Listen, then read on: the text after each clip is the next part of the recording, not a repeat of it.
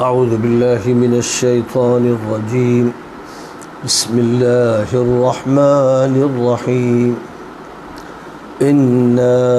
انزلنا التوراة فيها هدى ونور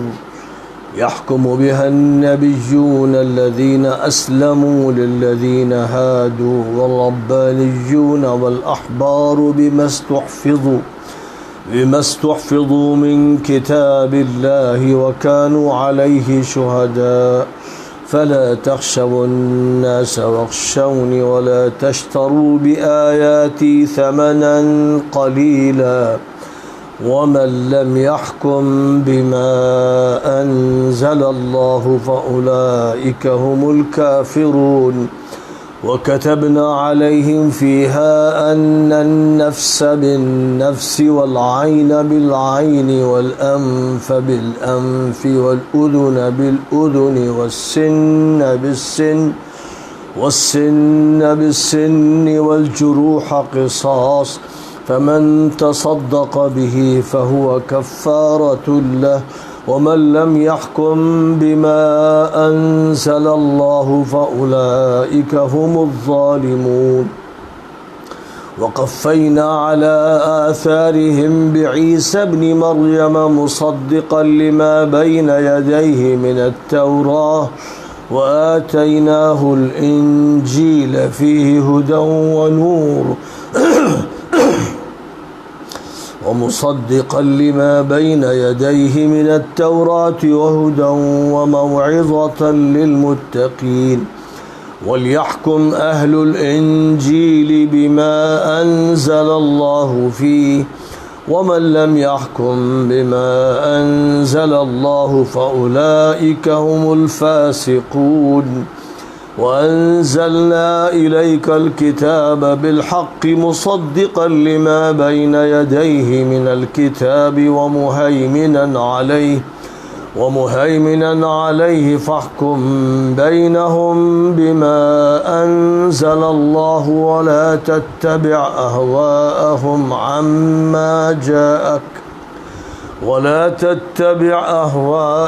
عما جاءك من الحق لكل جعلنا منكم شرعة ومنهاجا ولو شاء الله لجعلكم أمة واحدة ولكن ليبلوكم فيما آتاكم فاستبقوا الخيرات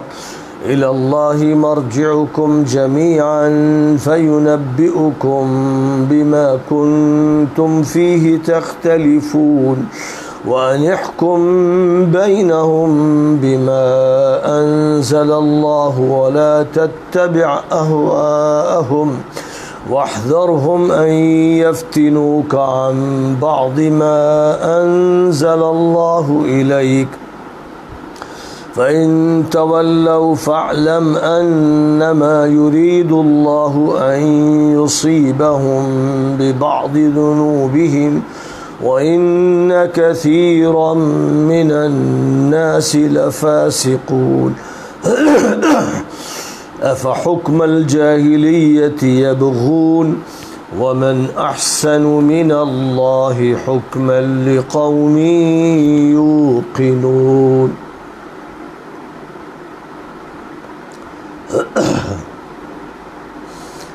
ہم نے تورات اتاری تھی، اس میں ہدایت اور روشنی تھی. جو انبیاء اسلام کے علم بردار تھے اور جو ربانی اور جید علماء تھے وہ اسی تورات کے حوالے سے ان یہودیوں کے مقدمات کا فیصلہ کرتے تھے، چونکہ ان پر تورات کی حفاظت کی ذمہ داری ڈالی گئی تھی اور وہ اس کے گواہ اور نگراں تھے. اس لیے ان لوگوں سے ڈرنے کی ضرورت نہیں، مجھ سے ڈرو اور میری آیتوں کا دنیا کی حقیر پونجی سے سودا مت کرو، اور جو لوگ اللہ کے نازل کردہ قانون کے مطابق فیصلہ نہیں کرتے وہ کافر ہیں. ہم نے ان پر یہ قانون عائد کیا تھا کہ جان کا بدلہ جان ہے، آنکھ کا بدلہ آنکھ، اور ناک کا بدلہ ناک، اور کان کا بدلہ کان، اور دانت کا بدلہ دانت، اور جو زخم بھی ہوں ان میں قانون قصاص یعنی برابری اور مساوات کا قانون جاری کیا جائے گا۔ جو اپنے مطالبے کو چھوڑ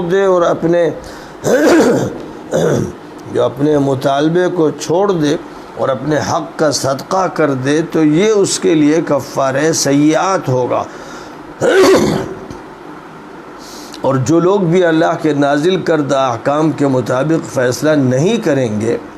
نظام حکمرانی اور نظام عدالت اس کے مطابق نہیں بنائیں گے، ظالم اور ناحق عمل کرنے والے ہوں گے۔ ان انبیاء کے بعد ہم نے عیسیٰ ابن مریم کو بھیجا جو اپنے سے پہلے آئی ہوئی تورات کی تصدیق کرتے تھے، اور ہم نے انہیں انجیل دی جس میں ہدایت اور روشنی تھی، اور وہ سابقہ تورات کی تصدیق کرتی تھی اور تقوی شعاروں کے لیے ہدایت اور نصیحت پر مشتمل تھی۔ انجیل والوں کو چاہیے کہ جو کچھ اللہ نے اس میں نازل فرمایا ہے اس کے مطابق فیصلہ کریں، اور جو لوگ اللہ کے نازل کردہ احکام کے مطابق فیصلہ نہیں کرتے وہ فاسق، معصیت پیشہ اور نافرمان ہیں۔ اور اب ہم نے تمہاری طرف یہ کتاب برحق اتاری ہے،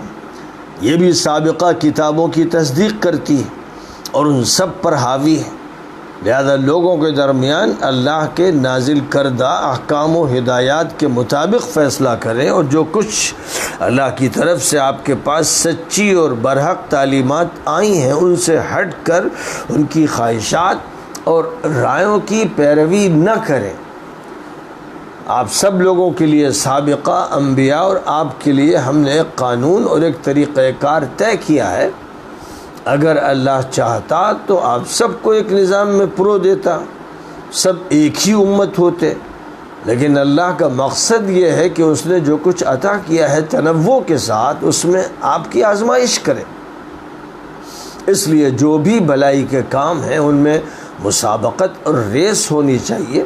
آپ سب کو پلٹ کر اللہ کے حضور حاضر ہونا ہے، اور اللہ ان چیزوں کے بارے میں بتا دے گا جن میں آپ لوگوں کے درمیان اختلاف ہے، اور آپ ان کے درمیان اللہ کے نازل کردہ احکام کے مطابق فیصلہ کریں اور ان کی خواہشات اور من مانے قوانین کی پیروی نہ کریں،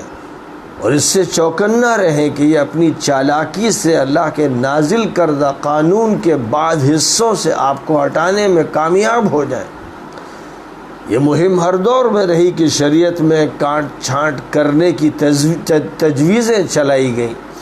بس اگر یہ حق سے منہ پھیرتے ہیں تو آپ کو معلوم ہو جانا چاہیے کہ اللہ ان کے گناہوں پر ان کی پکڑ فرمانا چاہتا ہے، اور ان میں اکثر لوگ معصیت میں ملوث ہیں۔ کیا یہ دور جاہلیت کی حکمرانی اور فیصلے چاہتے ہیں، جبکہ اللہ سے زیادہ ایمان و یقین رکھنے والوں کے لیے کس کا فیصلہ اور کس کی حکومت اچھی ہو سکتی ہے؟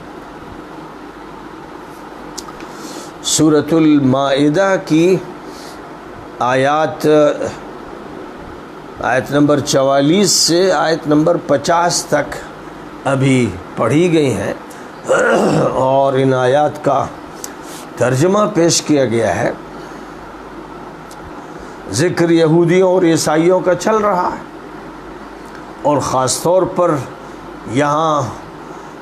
اس قانون کے سیاق میں تذکرہ ہو رہا ہے، اس سیاسی اور عدالتی نظام کے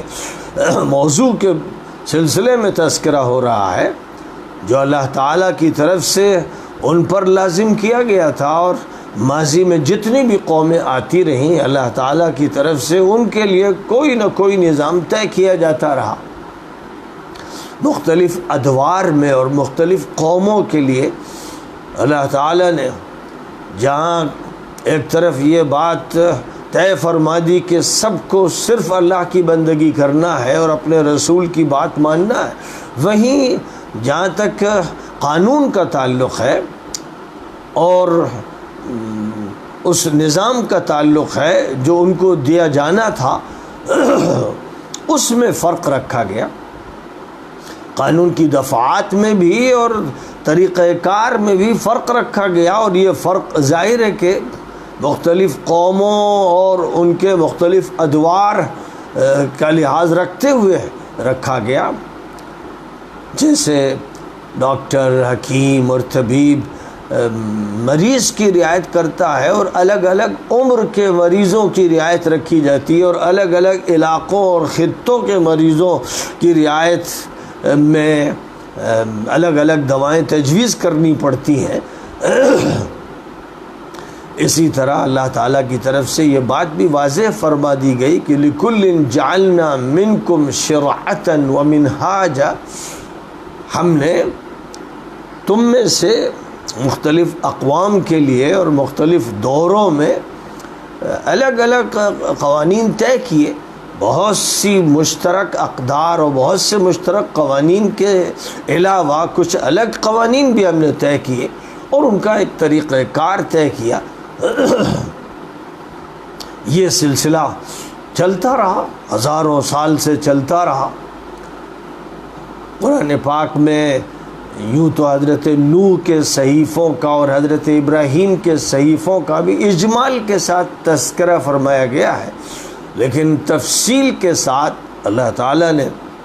تورات کا ذکر کیا ہے، زبور کا ذکر کیا ہے، انجیل کا ذکر کیا ہے۔ ان کتابوں کا زیادہ اہتمام کے ساتھ تذکرہ کیا گیا ہے، کیونکہ ان کتابوں کی جو علم بردار قومیں تھیں اور جن کا یہ دعویٰ تھا کہ ان کے پاس آسمانی مذہب ہے، آسمانی کتاب ہے، وہ حضور صلی اللہ علیہ وسلم کی معاصر تھی، یہودی بھی تھے اور عیسائی بھی تھے، اور یہ دونوں اس بات کے دعوے دار تھے کہ وہ کتاب رکھتے ہیں، ان کے پاس آسمانی تعلیمات ہیں، لیکن ان کے اس دعوے کی حقیقت کیا تھی؟ اس حقیقت کا جب جائزہ لیا جاتا ہے تو یہ بات تو خود قرآن سے ہمیں معلوم ہوتی ہے کہ اللہ تعالیٰ کی طرف سے ان کو شریعت عطا کی گئی تھی۔ حضرت موسیٰ علیہ السلام کو اللہ تعالیٰ نے طور پہاڑ پر طلب فرمایا تھا، اور وہاں ان کو تختیوں پر لکھی ہوئی تعلیمات دی گئی تھیں، جن تعلیمات کو تورات کے لفظ سے موسوم کیا گیا تھا، اور عبرانی زبان میں تورات کے معنی قانون کے ہوتے ہیں، اس لیے ایک قانون ان کو عطا کیا گیا تھا۔ لیکن یہ ایک تاریخی واقعہ ہے، ایک مذہبی حقیقت ہے۔ اس کے بعد پھر اس کا یہودیوں کو اقرار ہے کہ ان کے پاس حضرت موسیٰ علیہ السلام کی تورات باقی نہیں رہی۔ کب تک ان کے پاس تورات محفوظ رہی اس کی بھی واضح دلیل نہیں ہے، اور یہ تورات پھر ان کے پاس سے چھین لی گئی، اور خاص طور پر یہ کہا جاتا ہے کہ جب عراق کے حاکم بخت نصر نے 6 صدی قبل مسیح میں یہودیوں پر حملہ کیا اور بیت المقدس کی اینٹ سے اینٹ بجا دی اور فلسطین پر زبردست کارروائی کی، اس وقت تورات کے تمام نسخے بخت نصر نے جلا دیے تھے، اور ہزاروں کی تعداد میں یہودیوں کو گرفتار کر کے عراق کے جیلوں میں ڈال دیا تھا۔ اس واقعے کا تذکرہ یہودیوں کی طرف سے کیا جاتا ہے کہ یہ وہ دور ہے جس میں وہ بالکل تورات سے قطعی طور پر محروم ہو گئے، اور اب اصل تورات کا کوئی نسخہ بھی ان کے پاس باقی نہیں رہ گیا۔ پھر وہ یہ دعویٰ کرتے ہیں، ظاہر ہے کہ اس دعوے کی کوئی سند نہیں ہے، کوئی دلیل نہیں ہے، کوئی روایت نہیں ہے، لیکن بہرحال ان کی طرف سے یہ دعویٰ ہے کہ ان کے نبی حضرت عزیر نے اپنے حافظے سے پھر تورات لکھوائی۔ لیکن سوال یہ ہے کہ اگر حضرت عزیر نے تورات لکھوائی تو وہ تورات کہاں گئی؟ آج تو دنیا میں تورات کے نام سے جو کتاب موجود ہے اس میں بہت سے ابواب کے اضافے کیے گئے ہیں، بہت سے الحاقات ہیں، بہت سی چیزیں کم کر دی گئی ہیں، ان میں جو کچھ تحریفات ہوئی ہیں ان کا اعتراف یہودی اسکالرز کو ہے، دنیا کے مورخین کو ہے، محققین کو ہے کہ حضرت عزیر کی لکھوائی ہی تورات بھی محفوظ نہیں رہی، کیونکہ پھر ان کا یہ کہنا ہے کہ پھر ان کے خلاف جو حملے ہوتے رہے ان حملوں میں تورات کے نسخے جلائے جاتے رہے، ختم کیے جاتے رہے۔ لہذا اب جو کچھ بھی ان کے پاس ہے وہ قصے ہیں، وہ کہانیاں ہیں، وہ کچھ روایتیں ہیں جو انہوں نے محفوظ کر لی ہیں، بالکل اس طرح جس طرح ہمارے ہاں میلاد ناموں کی شکل میں کتابیں بکتی ہیں، اور پھر افسانوں اور روایتوں کی شکل میں جو کتابیں رہ گئی ہیں، یا جھوٹی اور منکر اور ضعیف روایتوں کے جو مجموعے رہ گئے ہیں، بس اسی طرح ان کی تورات کا بھی حال ہے۔ حضرت عیسیٰ علیہ السلام کو جو انجیل عطا فرمائی گئی وہ بھی دنیا میں نہیں موجود۔ عیسائی تو اس بات کا دعویٰ بھی نہیں کرتے کہ فلاں موقع پر تو انجیل کے تمام نسخے ناپید کر دیے گئے،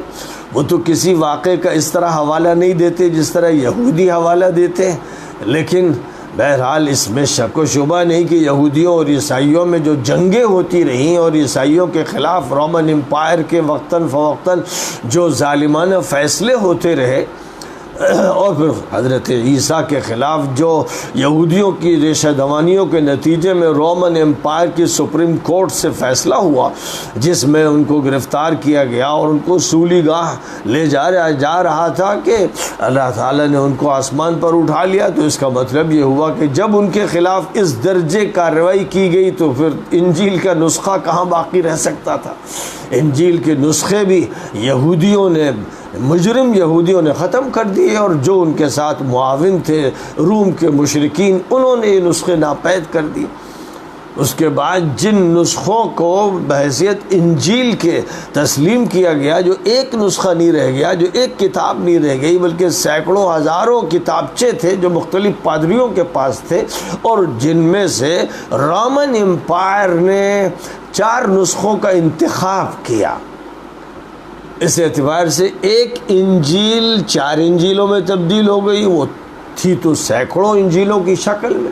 کہا جاتا ہے کہ 325 عیسوی میں نائسیہ کے مقام پر جو عیسائیوں کی کونسل منعقد ہوئی، جو ان کا اجلاس ہوا، ان کی کانفرنس ہوئی، اس میں سینکڑوں انجیلیں حاضر کی گئی تھیں۔ ہر پادری بغل میں ایک انجیل دبائے ہوئے چلا آ رہا تھا، اور وہ اس کا مصنف تھا، اس لیے گویا کہ وہ قصوں، کہانیوں اور افسانوں کی کتابیں تھیں، جس نے جتنا بھی محفوظ کیا سو کر لیا۔ لیکن حکومتی سطح پر مشرکانہ اور وثنیت پرست حکومت کی طرف سے 4 نسخے قبول کیے گئے، اس لیے کہ وہ رومن امپائر کے عقائد سے متفق تھے، اور اس طرح سے عیسائیت ایک نئی شکل میں سامنے آئی۔ حضرت عیسیٰ علیہ السلام اللہ کے پیغمبر برحق تھے، اور وہ توحید کے داعی تھے، جیسے تمام پیغمبروں نے توحید کی دعوت دی، اور اللہ تعالیٰ نے ان کو ایک کتاب ہدایت کی عطا فرمائی تھی۔ لیکن حضرت عیسیٰ کی تعلیمات کو کچھ گھسپیٹیوں نے اور دشمنوں نے مل کر مسخ کر دیا، اور توحید کی جگہ تثلیث کا نقطہ نظر پیش کیا، اور حضرت عیسیٰ کے بارے میں سولی کا نظریہ ایک عقیدہ اور واقعہ بن گیا، اور اس کے ساتھ عقیدہ کفارہ کا جوڑ دیا گیا، جس کا مطلب یہ ہوا کہ اللہ نے اپنے عزیز اور اپنے چہیتے بیٹے کو تمام عیسائیوں کی طرف سے قربان کر دیا، اور اس طرح ان کے گناہ معاف کر دیے۔ ایک ایسا بے عقلی کا نقطہ نظر، ایک ایسا ظالمانہ نقطہ نظر کہ کرے کون اور بھرے کون، یہ ایک ایسی بات کہی جاتی ہے کہ جس کو نہ عقل قبول کرے، نہ نقل قبول کرے، نہ مذہب قبول کرے، نہ عدالت قبول کرے، لیکن اسی کو عقیدہ بنا دیا گیا۔ تو بہرحال جو کچھ کیا گیا وہ تو ایک ایسی ظالمانہ کارروائی ہے، ایک ایسا افسانہ ہے، ایک ایسا خبیث افسانہ ہے، اور اس طرح سے دین کے معاملے میں مداخلتیں کی گئی ہیں، اور دین کو اس طرح تباہ و برباد کیا گیا ہے کہ اب اس کا سراغ لگانا مشکل ہو گیا ہے۔ لیکن قرآن ہے، یہ قرآن جس کو کہا گیا کہ یہ مہیمن ہے، یہ محافظ ہے، یہ نگراں ہے، یہ گواہ ہے۔ اس قرآن نے ماضی کی جو نازل شدہ کتابیں تھیں ان کے بنیادی مضامین کو محفوظ رکھا۔ یہ قرآن ہے جو انبیاء کرام کا صحیح تعارف کراتا ہے۔ یہ قرآن بتاتا ہے کہ اللہ کے تمام بندے مسلم تھے اور اللہ کے تمام پیغمبر مسلم تھے، اور اللہ سے بندوں کا رابطہ، بندوں کا اللہ سے رابطہ اسلام کے ذریعے ہوتا ہے، جس اسلام کے معنی یہ ہوتے ہیں کہ اللہ کے سامنے جھک جایا جائے،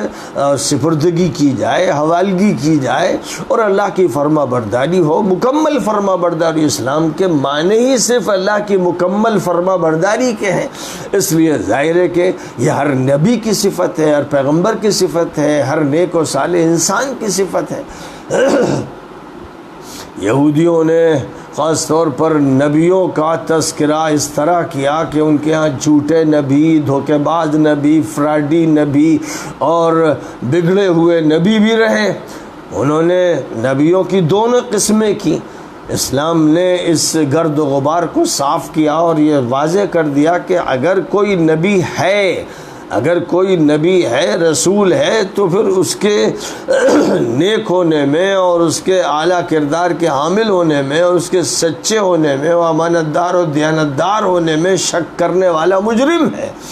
ہاں، جو متنبی ہے، جو نبوت کا جھوٹا دعویٰ کرے، جس کو نبی کی حیثیت سے تسلیم کرنے کے کوئی معنی نہیں، وہ یقیناً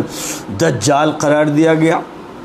جو نبوت کا دعویٰ کرے، جھوٹا دعویٰ کرے، لیکن کسی کو نبی تسلیم کرتے ہوئے اس کے ساتھ پھر جو رویہ اختیار کرنا ہو، منکرانہ اور کافرانہ اور عیارانہ رویہ اختیار کیا جائے، یہ صرف یہودیوں کے ہاں ہوتا رہا۔ اس لیے انہوں نے جن کو نبی مانا اور ان کو وہ نبی کہتے رہتے ہیں، انہی کے خلاف انہوں نے زباں درازیاں کی، انہوں نے انہی کے خلاف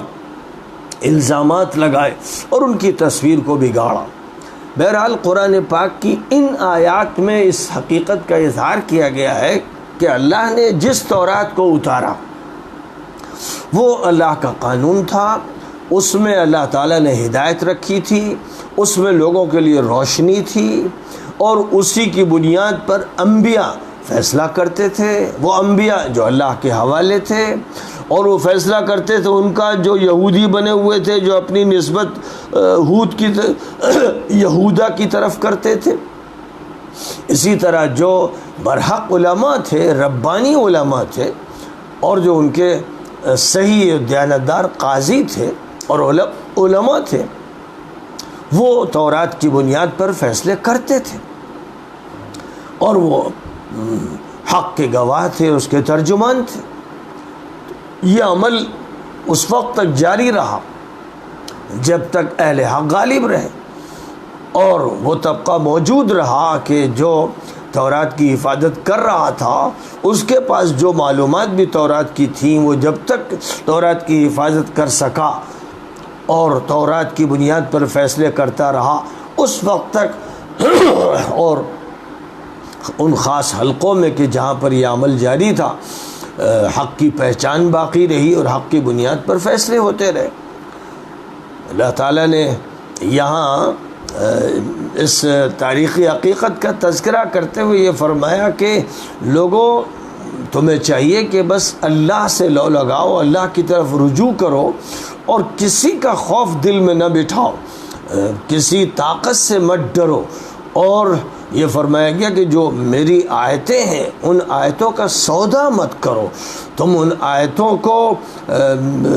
کسی مادی مفاد کے لیے مت بیچ دو،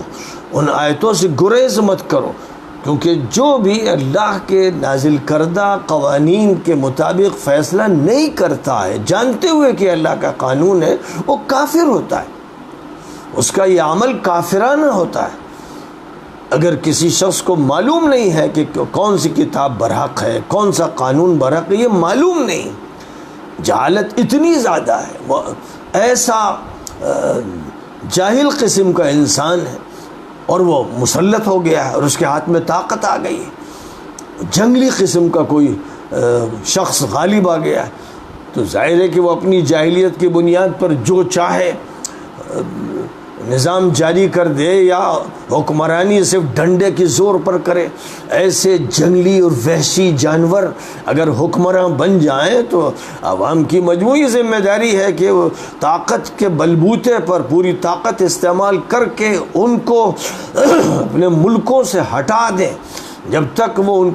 ان کو دور نہ کر دیں چین سے نہ بیٹھے. یہ ان کی ذمہ داری ہے کہ یہی سارے انبیاء کی ذمہ داری رہی ہے. تمام انبیاء کرام کا یہی مشن رہا ہے. وہ باطل کا مقابلہ کرتے رہے. اب چاہے وہ باطل پر غالب آئے ہوں یا باطل پر اللہ کا عذاب آیا ہو اہل باطل پر ان کو فنا کر دیا گیا ہو. قرآن پاک میں واقعات اسی طرح کے ہیں. یا کسی نے ہدایت قبول کی اور نہیں قبول کی تو اللہ تعالیٰ نے اس کو راستے سے ہٹا دیا. تو اس لیے خوف تو اللہ کا ہونا چاہیے اور یہ یاد رکھنا چاہیے کہ جو بھی اللہ کے نازل کردہ حکم کے اور قانون کے مطابق فیصلہ نہیں کرتے وہ کافر ہیں.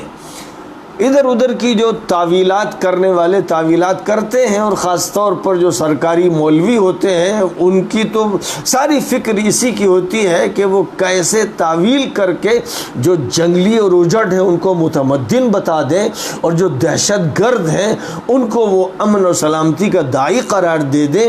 اور جو کافر ہیں اپنے عمل اپنے کردار اور اپنی حکمرانی کے نتیجے میں ان کو وہ مسلمان بتائیں اور پروانِ مغفرت ان کو دیں اور جنت کا ٹکٹ فراہم کریں بلکہ جنت میں بھی اعلیٰ ترین مقام تک ان کو پہنچا دیں. یہ سرکاری مولویوں کا کام ہوتا ہے. جو سرکاری مفتی ہوتے ہیں وہ اسی مشن کے لیے مامور ہوتے ہیں, اسی کی تنخواہ پاتے ہیں. اس لیے چونکہ وہ اتنی ان ظالم اور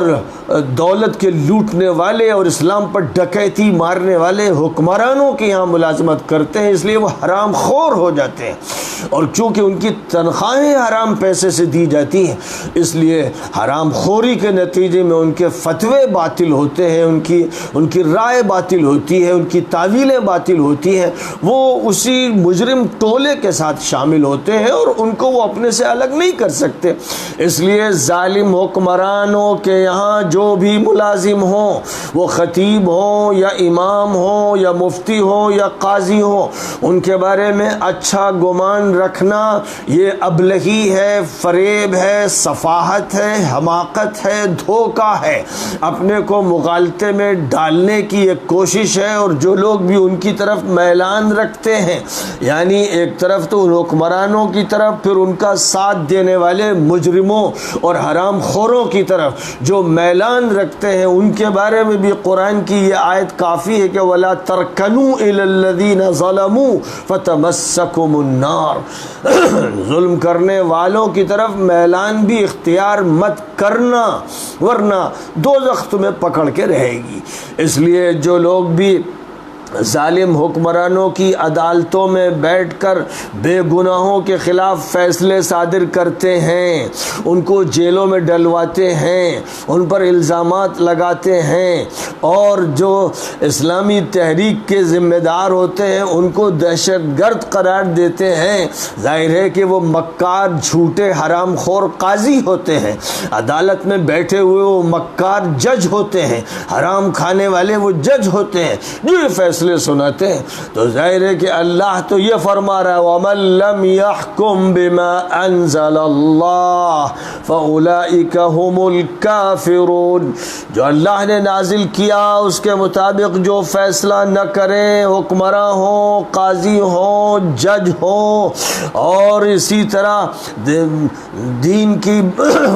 نام نہاد نمائندگی کرنے والے ملا مفتی ہوں, فرمایا گیا اولئک هم الکافرون یہ کافر ہیں, منکر ہیں, دین سے یہ خارج ہیں, یہ دھوکہ دینے والے افراد آستین کے سانپ ہیں, امت کو ڈسنے والے لوگ ہیں.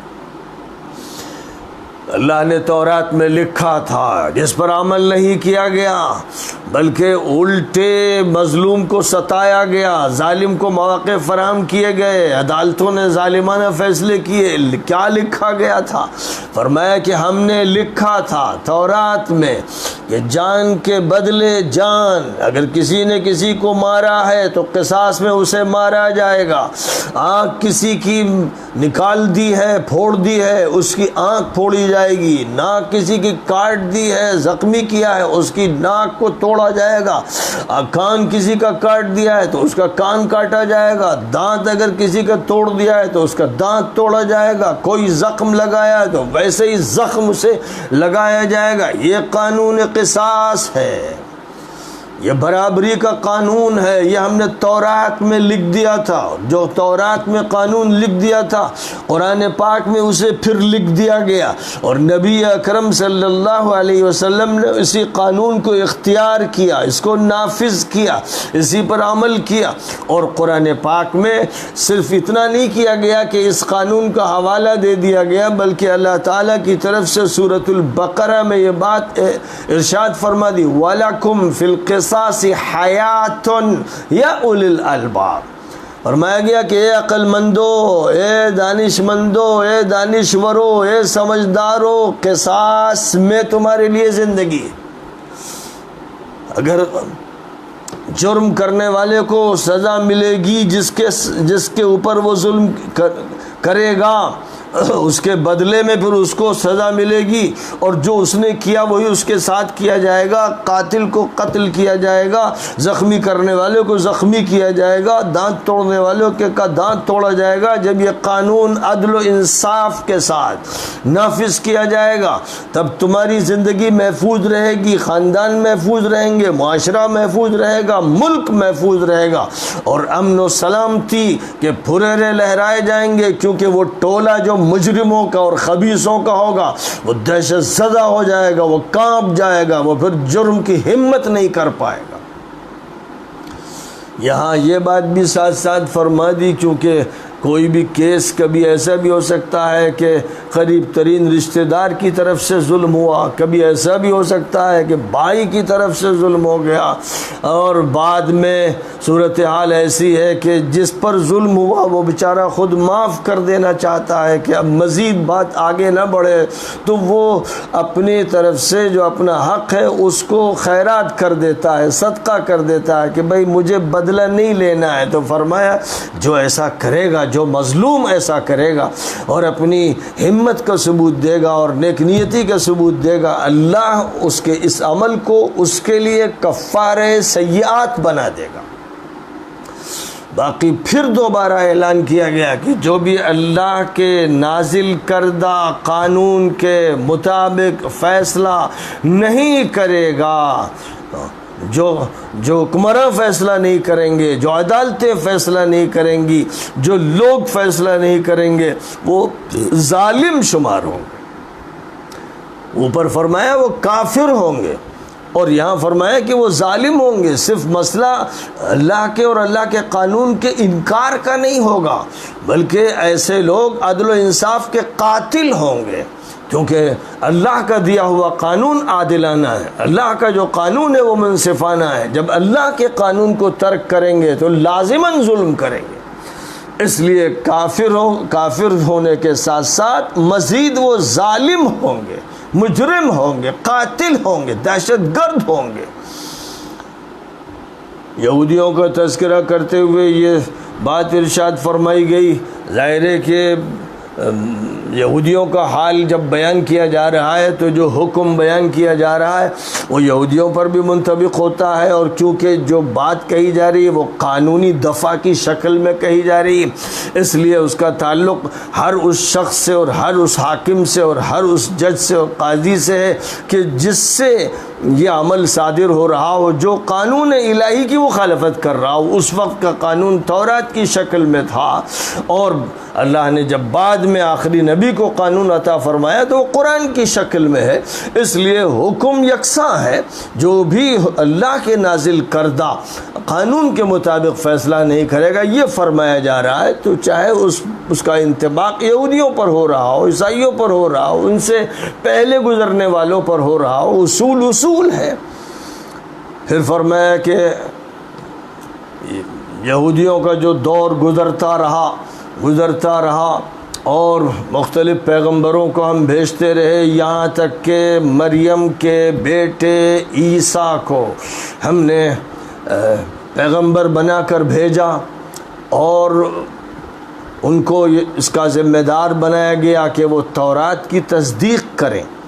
لہذا وہ تورات کی تصدیق کے لیے آئے، تورات کی تجدید کے لیے آئے، تورات پر عمل کی دعوت دینے کے لیے آئے، اور ہم نے ان کو بھی کتاب انجیل عطا کی۔ انجیل کے معنی بشارت کے ہوتے ہیں، خوشخبری کے ہوتے ہیں۔ لہذا حضرت عیسیٰ کی جو آمد ہوئی وہ دراصل ان لوگوں کی خوشخبری کے لیے تھی کہ جو ان کی دعوت کو قبول کریں گے اور جو صحیح معنی میں تورات پر عمل پیرا ہوں گے اور جو اللہ کی بات مانیں گے۔ تو حضرت عیسیٰ اس اعتبار سے خوشخبری دینے آئے تھے، اور جو کتاب لے کر آئے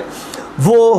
اب ان کے دور کے لیے ہدایت نامہ کی حیثیت رکھتی تھی، اور اس میں اللہ نے نور رکھا تھا، اور ماضی میں جو کتابیں آ چکی تھی وہ ان سب کی تصدیق کرتی تھی۔ یعنی جہاں تک تعلق ہے ان کتاب کے اللہ کی طرف سے نازل ہونے کا، اس کی تصدیق کرتی تھی، اور جو تحریفات ہو گئی ہیں ان تحریفات کو کھول کھول کر بیان کرتی تھی۔ اس لیے حضرت عیسیٰ علیہ السلام یہودیوں پر تنقید کرتے تھے کہ انہوں نے کس طرح اللہ کے کلام میں رد و بدل کیا ہے، اور کیسے انہوں نے منکرانہ رویہ اختیار کیا، اور کس طرح یہ ڈھٹائی کا ثبوت دیتے ہیں، اور اللہ کے قانون کے بارے میں کس طرح ہیلے بہانے بناتے ہیں۔ یہ وہ پہلو تھے جن پر حضرت عیسیٰ کی زبردست تنقید ہوتی تھی اور اصلاحی تقاریر ہوتی تھی، اس طرح کے جن سے یہودی جلتے تھے اور اس کوشش میں رہتے تھے کہ کیسے عیسیٰ کو ناکام کیا جائے، تو ان کے خلاف الزامات لگاتے تھے۔ پہلے حضرت مریم کے خلاف انہوں نے الزامات لگائے، پھر حضرت عیسیٰ کے خلاف الزامات لگائے، ان کو گالیاں بکیں، ان کے خلاف ہر طرح کے نازیبہ الفاظ استعمال کیے، اور جب ان سے کچھ نہ بن پایا تو انہوں نے رومن امپائر کا سہارا لیا اور عدالت میں ان کے خلاف مقدمہ دائر کیا۔ یہ سب وہ حرکتیں کرتے رہے۔ انجیل والے، یعنی انجیل کے جو مخاطبین تھے، ظاہر کے سارے یہودی تھے، بنی اسرائیل کے سارے افراد تھے، جو یہودیوں کا طبقہ تھا، انہی کے درمیان حضرت عیسیٰ کو بھیجا گیا تھا کہ ان سے توبہ کروائیں، ان کی اصلاح کریں، اور تورات کے احکام صحیح معنی میں ان پر نافذ کیے جائیں۔ اب انجیل کی ہدایات ان کے سامنے رکھی جائیں۔ اس لیے پھر یہ فرمایا گیا کہ جن لوگوں نے بھی اللہ کے نازل کردہ قانون اور ہدایات کے مطابق فیصلے نہیں کیے وہ فاسق تھے، وہ کافر، وہ ظالم، وہ فاسق۔ اور فاسق وہ لوگ ہیں جو اطاعت کے دائرے سے باہر نکل جائیں۔ تو یہ اطاعت کے دائرے سے باہر نکلنے والے افراد تھے، اور یہ لفظ فاسق اللہ تعالیٰ نے ابلیس کے لیے استعمال فرمایا۔ قرآن پاک میں سورۃ الکہف میں فرمایا گیا کان من الجن ففسق عن امر ربہ، وہ جنوں میں سے تھا، ابلیس جنوں میں سے تھا، اور اپنے پروردگار کے حکم سے اس نے خروج کیا، وہ حکم سے باہر نکل گیا، اس نے اطاعت قبول نہیں کی۔ تو ابلیس کے لیے فاسق کا لفظ بولا گیا۔ اس لیے فاسق کا لفظ ہلکا نہیں ہے، یہ لفظ بھی کفر کی ہی ایک علامت ہے، کیونکہ کفر کے معنی انکار کے ہوئے، انکار دل سے ہو سکتا ہے، انکار دماغ سے ہو سکتا ہے، لیکن اندر کا انکار جب باہر نکلتا ہے اور اندر کی خباثت جب باہر ظاہر ہوتی ہے تو اس کا نام فسق ہوتا ہے۔ فسق کے معنی نافرمانی کے ہوتے ہیں، فسق کے معنی بغاوت کے ہوتے ہیں، فسق کے معنی عدم اطاعت کے ہوتے ہیں۔ تو عدم اطاعت اور بغاوت اور نافرمانی جس پیٹ سے پیدا ہوتے ہیں یہ کفر کا پیٹ ہے، کفر کے اندر سے یہ لعنتیں نکلتی ہیں، یہ خباثتیں وجود میں آتی ہیں۔ اور ظاہر ہے کہ جب یہ سب اس لیے ہوتا ہے کہ انصاف نہ ہو سکے اور عدل کا پیمانہ باقی نہ رہے اور اپنی لاٹھی چلائی جائے اور اپنی طاقت کا مظاہرہ کیا جائے تو یہ ظلم ہوتا ہے۔ اس اعتبار سے کفر اور ظلم اور فسق تینوں چیزیں جمع ہو جاتی ہیں۔ بہت سے لوگوں نے تعویلات کی ہیں کہ اگر صرف جو ہے عمل نہیں ہو رہا ہے شریعت پر تو اس کو فسق کہیں گے، لہذا ایسی حکومت جو شریعت پر عمل پیرا نہیں ہے، اگرچہ شریعت کا انکار نہیں کرتی، وہ فاسق حکومت کہلائے گی، اور جو لوگوں پر زیادتی کرتی ہے اور انصاف کے خلاف عمل کرتی ہے اور بے گناہوں کے ساتھ زیادتی کرتی ہے تو وہ ظالم کہلائے گی، اور جو حکمراں ایسے ہیں کہ وہ شریعت کو مانتے ہی نہیں وہ کافر کہلائیں گے۔ یہ تقسیم بیان کی جاتی ہے، قرآن یہ تقسیم نہیں کر رہا ہے۔ قرآن تو جس سیاق میں یہ باتیں کر رہا ہے تو اس میں یہ وضاحت کر رہا ہے کہ وہ لوگ جو اللہ کے قانون کو نہیں عمل میں لا رہے ہیں وہ کافر ہیں۔ وہ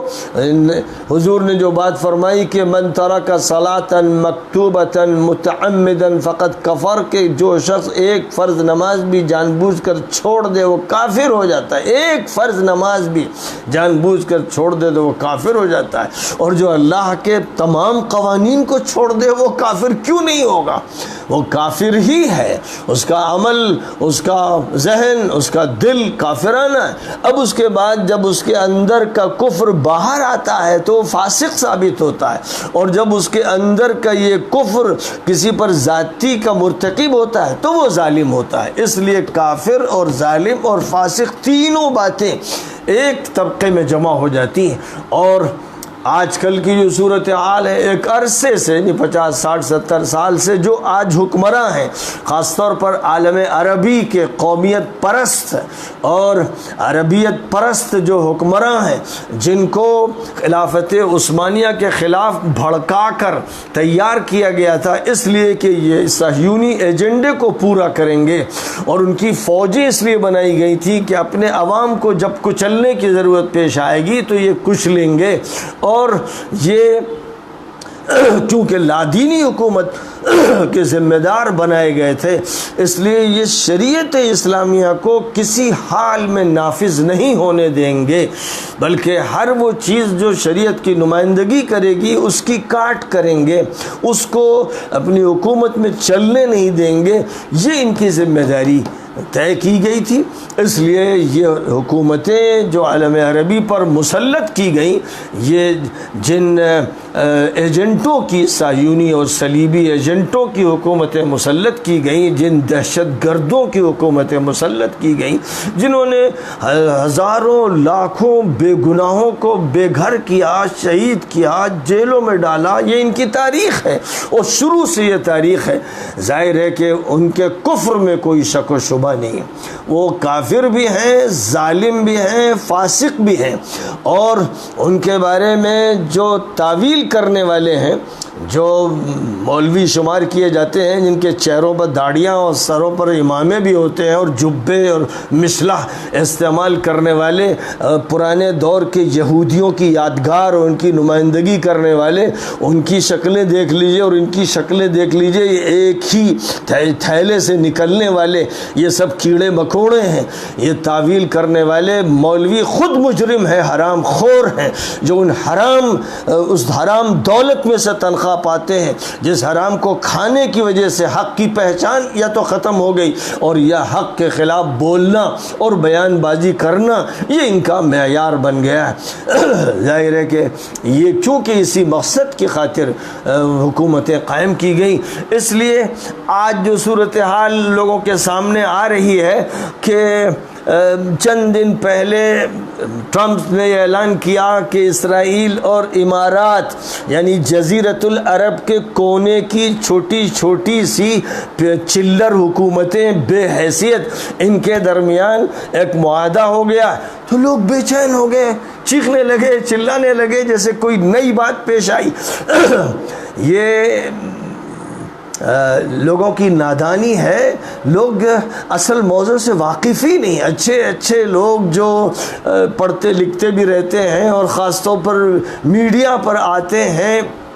اور اخبارات اور چینلز کی معلومات سنتے ہیں اور کسی نہ کسی دن کسی نئی معلومات کے ساتھ نمودار ہوتے ہیں. یہ بیچارے قابل رحم ہیں، قابل ترس ہیں، ان کے پاس صحیح معلومات ہی نہیں ہیں. ان کو اچھی طرح معلوم ہونا چاہیے کہ جزیرۃ العرب پر جو حکومت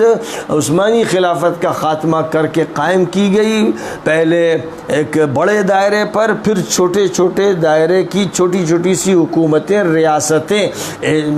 صہیونی ایجنٹ لوگوں کی ریاستیں قائم کی گئیں. یہ پہلے دن سے صہیونی مقاصد کے لیے قائم کی گئیں. جس طرح 1948 میں اسرائیل کا قیام عمل میں لایا گیا، اسی سے پہلے اس کی تیاری کے لیے اور اس کے خلاف کوئی کوشش نہ ہو سکے، کوئی جہادی کارروائی نہ ہو سکے، آل سعود کی حکومت جزیرۃ العرب پر قائم کی گئی. پھر اس کے بعد اس کے ساحلی کناروں اور پٹیوں پر چھوٹی چھوٹی ایسی ریاستیں قائم کی گئیں کہ جو سامراج کے دور میں ہندوستان کی ریاستوں کی نمائندگی کرنے والی تھی، بلکہ ان سے بہت زیادہ بدتر تھی، کیونکہ ان کے مقاصد ہی وہ تھے کہ آج نہیں تو کل آگے چل کر یہ جزیرۃ العرب ان کو یہودیوں کے حوالے کر دینا ہے اور ان کے اڈے اس کے مختلف مقامات پر قائم کرنا ہے. اور جو خفیہ ان کے اور ان کے درمیان معاہدے طے پائے، جو 30 کی دہائی میں 1930 کی دہائی میں اور 40 کی دہائی میں جو معاہدے طے پائے اور جو ان کی خفیہ طور پر سازشیں طے ہوئیں، وہ مخفی رکھی گئیں. اور کیونکہ حرمین پر قبضہ کرایا گیا، اس لیے حرمین کے غلاف سے فائدہ اٹھاتے ہوئے اور اس کی جو ہے ہوٹل کی طرح خدمت کر کے اس کے ذریعے سے کمائی کرتے ہوئے عوام الناس کو اس دھوکے میں رکھا گیا کہ وہ اسلام کی نمائندگی کر رہے ہیں، وہ دین کی ترجمانی کر رہے ہیں. انہوں نے ایسے مولوی بھی پال لیے اور ان کو آل الشیخ میں ایسے نمائندے بھی مل گئے کہ جو ان کے ساتھ کاندھے سے کاندھا ملا کر یہ عمل کرتے رہے. اور کسی بڑے عہدے پر جب بھی ان کو کسی کو متعین کرنے کی ضرورت پڑی تو انہوں نے تلاش کیا کہ جو اندھا تھا، کسی اندھے کو مسلط کیا تاکہ وہ حالات کو خود سے نہ دیکھ سکے، اور اس کے حواشی اور حوالی موالی اس کو جس طرح سے سمجھاتے رہیں وہ اسی بنیاد پر فتوے دیتا رہے. یہ پوری خطرناک قسم کی سازش تھی جو پہلے دن سے تھی. اور اس سے وہ لوگ واقف ہیں جنہوں نے اس موضوع پر کتابیں لکھی ہیں، جو اس موضوع پر مسلسل بیانات دیتے ہیں، اور جن کے بیانات اب زیادہ ہی عمومیت کے ساتھ سنے جا رہے ہیں. جب سے 2011 کی تحریک چلی ہے، ان ظالم حکومتوں کے خلاف جو تحریک چلی، تیونس میں چلی، مصر میں چلی، یمن میں چلی، سیریا اور عراق میں چلی، لیبیا میں چلی، اب اس سے یہ خطرہ تھا کہ آل سعود اور اہل نہیان کی حکومتیں بھی اب بس صبح یا شام کی مہمان ہیں. اس خطرے کی بنیاد پر اب انہوں نے تھیلے سے باہر آ کر اس کا مظاہرہ کرنا شروع کر دیا کہ وہ اسرائیل کے ساتھ ہیں، اسرائیل ان کا پشت پناہ ہے، امریکہ ان کے سر پر ہاتھ رکھتا ہے اور وہ اپنی ساری دولت امریکہ کے قدموں میں ڈالنے کے لیے ہر وقت تیار ہیں، اور اسرائیل کا ہر تعاون کرنے کے لیے اب وہ پوری ڈٹائی کے ساتھ تیار ہیں. یہ وہ چیزیں ہیں جو ظاہر ہوئیں. یعنی یوں سمجھیے کہ کینسر کی جو بیماری پہلے دن سے لگی تھی وہ پھٹ گئی، اور اب وہ وقت آ گیا کہ کینسر اپنا اثر پوری طرح قائم کرے گا، جس کے نتیجے میں اب موت ہوگی. تو اب چونکہ وہ وقت آ رہا ہے جو احتضار کے حالت میں ہوتا ہے اور پھر اس کے بعد صرف انتقال پر ملال ہوتا ہے، وہ وقت قریب آ رہا ہے. اس لیے کینسر پھٹ گیا ہے اور